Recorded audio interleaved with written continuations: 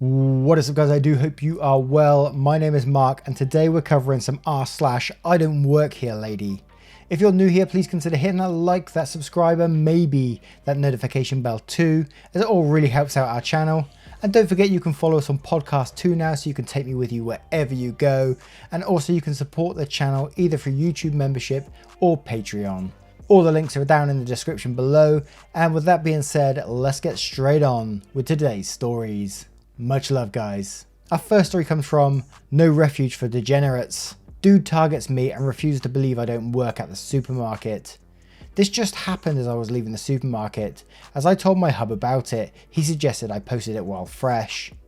Stopped there to pick up a dish sponge and half a gallon of milk, and ended up doing a full grocery shop.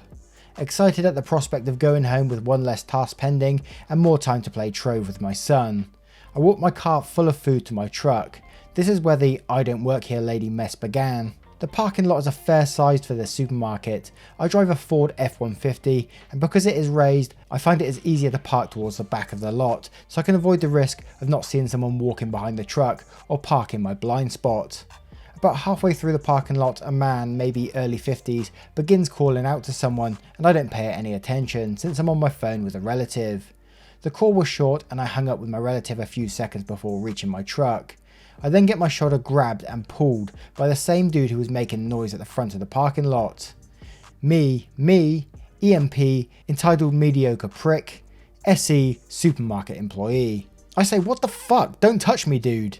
He said, didn't you hear me? You need to take my cart back. I said, what? No I don't, walk it back yourself. He then says, just do your job, you lazy bitch. You kids don't know how to work. Come on, go and do what you're supposed to do. At this point he grabs my arm and tries to budge me. I'm 5'10" and 200 pounds. A prominent aspect of my job is lifting heavy items. You will not budge me if I don't want to move. I said, I told you not to touch me. Also, I do not work here. I'm not wearing a uniform. I have no work badge. I'm trying to put groceries I bought into my fucking vehicle. Leave me the fuck alone. I wrenched his hand off me and was so pissed that instead of punching him, I turned away and slammed my cart into my truck so I could finally leave this arsehole's orbit. He said, how dare you fucking touch me, and you just scratched that truck. I'm going to get you fired and arrested for being a shitty employee. Now the SE, young man who picks up the shopping carts, jogs over to see what's up and is treated to witnessing me trying to get my groceries in my truck and the EMP arsehole grabbing my bags and slamming them on the ground. At this point I'm all sorts of done and asked the kid to call the manager and the cops and to pull up the camera footage. I'm gonna need it.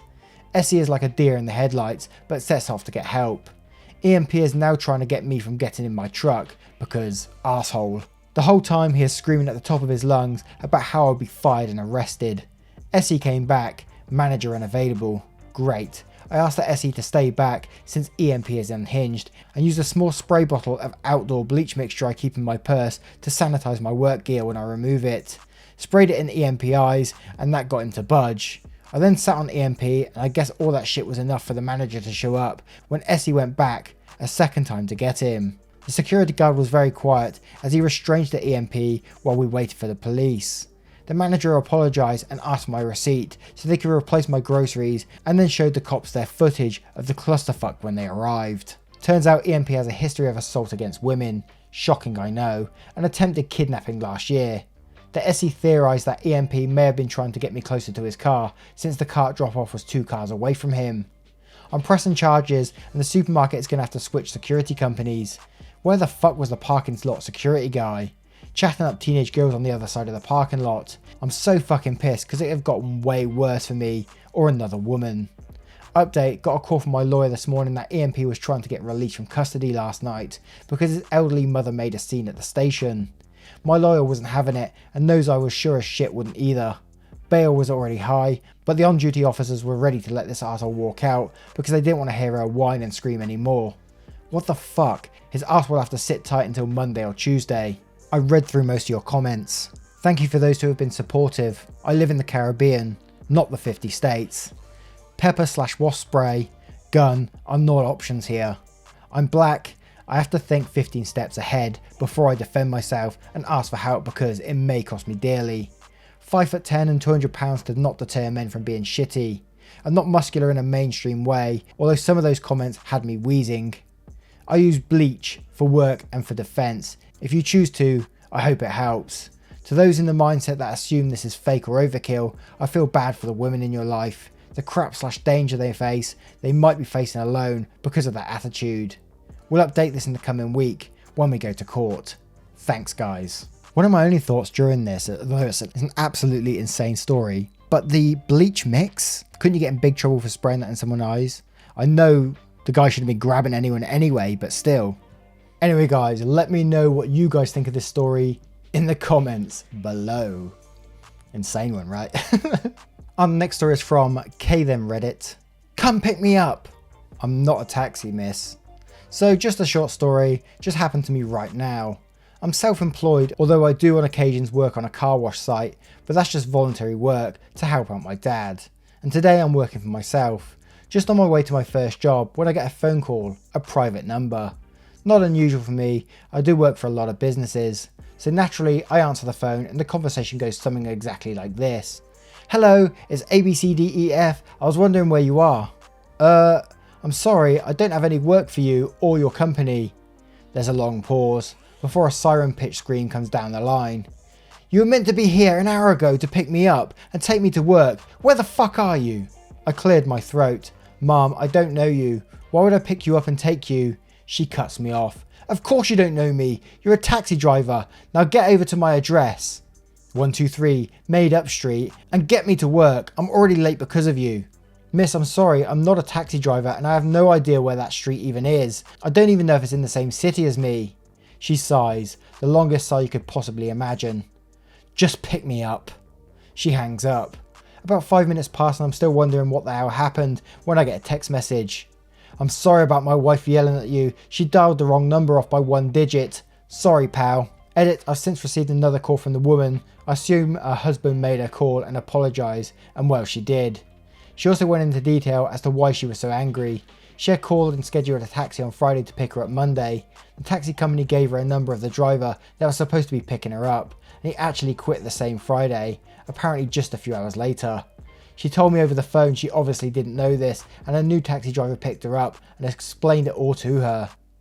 She was actually kind of nice and understood she was in the wrong this morning, just the stress of having booked the taxi that then doesn't turn up, and apparently didn't have any coffee, so she was miserable. Oh, and for those wondering, it turns out from where I live and where she lives, well, it's a 4-hour drive distance, so I don't think I've got there in time anyway. My thought is that, you know, she booked it on Friday night and the driver saw it's her. I go, oh, I'll pick her up Monday. Fuck that, I quit. What do you guys think of this story? Let me know in the comments below. Our next story is from Lurking Like Freddy. Buy me dinner. My neighbour is a 70-something cat lady who will take me to lunch every other weekend in exchange for lifting all the cat litter and cat food at the pet store and then unloading it at her place. Last December, before everything, the store decided they weren't letting carts leave the building, so I took the first bunch of bags to the car and went back while she got the car started and pulled up to the doors. On the last trip inside, a Karen grabs my wrist and snaps, "You're helping me next." I give the "sorry, I don't work here" spiel, and she seems to absorb that I'm not wearing a polo and car keys and that I'm listening to music.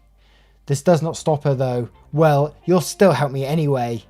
And with the desperation of having held back a joke I wanted to make for years, I said, "You'll have to buy me dinner first," and left. Oh, I wanted to see Karen's face after that. What would she have been like? Wow. Our next story comes from Tiny Mouse in a Blue House. I don't know how much clearer I can say that I don't work here. A few years ago, I, female 20, went to a party city type store here in Europe with my best friend, male 22, to buy some supplies for my birthday party. I've never been to this particular store, so I was just looking around, picking up stuff and asked my friend if I should buy this or that, him giving me advice on if that's useful or just a waste of money. For context, I was about 18 at the time, had on a short black t-shirt dress, sunglasses, big gold hoop earrings, Vans and a small handbag. Was in the middle of summer as well, so I just looked like a typical young girl shopping with her friend, or so I thought. I was looking at confetti poppers and was holding up 2 of them to show my friend, who was standing like 5 meters away in other aisles, asking loudly, "Do you think I should buy these?" Cue confused lady, CL, who looked about mid-50s, so not even that old. The conversation followed. She said, "Excuse me, do you know where this particular item is?" I said, "No, sorry, I don't work here." I turned around to put the confetti poppers away. Then she said, "Can you just show me real quick where they are?" I said, "Again, no, I don't work here. I have no idea." At this point, I was sending help signals with my eyes to my friend, as I'm really not good with social interactions. CL says again, "I just need to buy a few of them for my daughter and I can't seem to find them. Can't you just tell me where they are?" Listen, I don't work here. I do not work here. I'm 18 and I'm shopping for myself. Wasn't screaming, just pronouncing every word very clearly, as maybe she had problems with her hearing. My friend is laughing his ass off and finally decides to come over to give me some sort of alibi that I'm just another customer.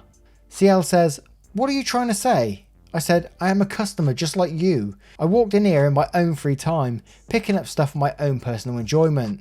I do not work here, I'm just shopping." At this point, an actual employee started packing shelves next to us, and CL must have connected the dots that all employees here are middle-aged women in specific uniform, while I was neither middle-aged nor dressed in that uniform.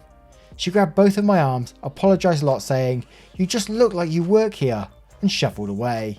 I wasn't mad, just super confused, and my friend wouldn't let me forget that one. It's a pretty wholesome one, and I love the wholesome I don't work here lady stories, especially when they involved older generation, you know. I absolutely love that. Our next story is from Fred's Red. "Get me fired from the store I no longer work at. If you say so, Karen." This happened to me when I was 17 in 2007. I dropped out of school but was still living with my dad and working full time. I'd moved away from my mum for reasons not relevant to this story. I'd been working at a grocery store down the street from the house we were living in for about a month before I quit. We travelled around a lot for dad's work. The work was great and I get along with most of the staff. Some of the customers, not so much. But I was accused of stealing, which is why I quit. On my lunch break one day, my supervisor took my till into the back room for me while I went for lunch. We were supposed to do it ourselves, but my naive self didn't think to question it. Not my smartest move. At the end of the day, when I was in the back room counting my till, I came up 50 short, which I knew was a mistake because I would never steal money. My supervisor denied taking my till and the manager took her side, so I decided they could shove the job. On to the story. A week later I had to pick up the essentials, so I begrudgingly went there to get what I needed. I should mention that the store uniform was a bright red t-shirt and black pants, and I was wearing a light blue single tee and bright coloured rainbow shorts. I was on my way to the deli when I heard someone say behind me, "Excuse me," but didn't think much of it, as I no longer worked there.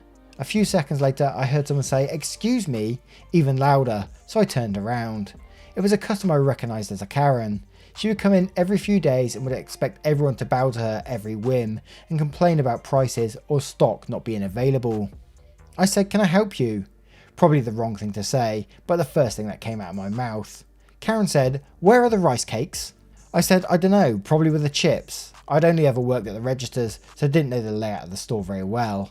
Karen said, "No they're not, go and find them for me." I said, "Go find them yourself, I'm not your maid." "How dare you speak to me like that, I'm going to get you fired." Me finally understanding. "I don't work here." "Yes you do, you're here all the time. Why aren't you in uniform anyway? This is horrible customer service. I'll get you fired, young lady."